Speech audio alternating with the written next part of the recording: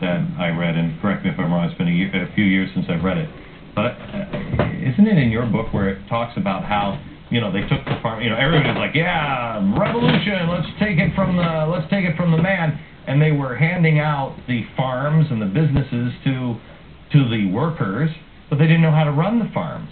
Well, this is the tragedy. I mean, the people, when people are feel they have a right to the land that they've worked for generations, it's really owned by the czar or the state, right? And then suddenly they're in a state of revolution, and the communists. That's the first thing that Lenin promised. I mean, when he returned in April 1917, the first thing he did was to promise peasants that they would have the land. Right. And the peasants, then of course they wanted that land, but of course it's a dream that doesn't work too well, because the. But didn't they? Hang on. Didn't they take? They took the land from the collected from the people, and then from the people who worked it, etc., etc., killed them because they were the farmers.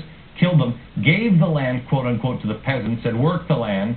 When they didn't meet the food quotas, then they came back in. It wasn't Stalin, didn't he have to go back and say, hey, by the way, you're no longer the man? And they said, you can't take this away from me, right? Well, you just summarized about 10 years of history there, but basically, yeah. And God knows how many lives. Yeah. But in any case, basically you're right. I mean, that Lenin gives them the land. They can't make it pay because of there's an inflation that's going crazy. They can make it pay.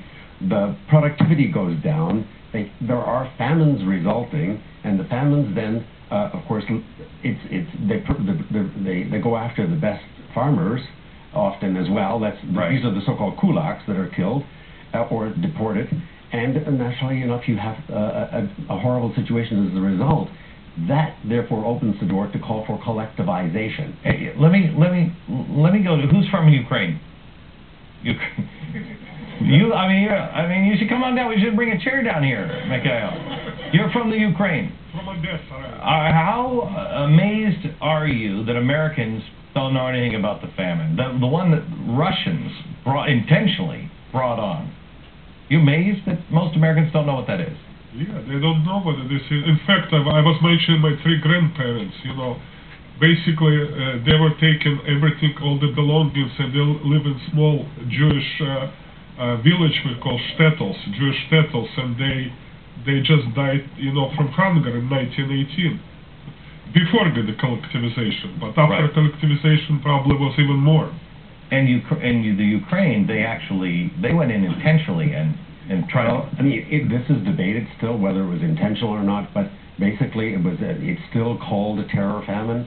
And you know, we've had now an awful lot of documents come out of the Soviet Union that they've now opened the documentation, and the more documents we get, I will just say this: the more documents we get, the more convinced I am that this was a genocide. Yeah, people we've seen. I mean, I've shown video of it. Definitely. Where people are running to the fields to be able to try to get anything out of an ear of corn, and they're killed. They made a law against stealing an ear of corn. It's this notorious law, and that's correct. What was in dispute and remains in dispute is that we don't have a smoking gun. We don't have an order from Stalin saying do this on purpose. You see, the Genocide Convention calls for intentionality. Now, what we can say is that by force of circumstantial evidence, there is now a case that is. Well, I would say there are very, very respectable historians now who are now making the argument. And you were a very respectable historian until you appeared on this show, and now it's all shot to hell. Well, I want to now take it to today, and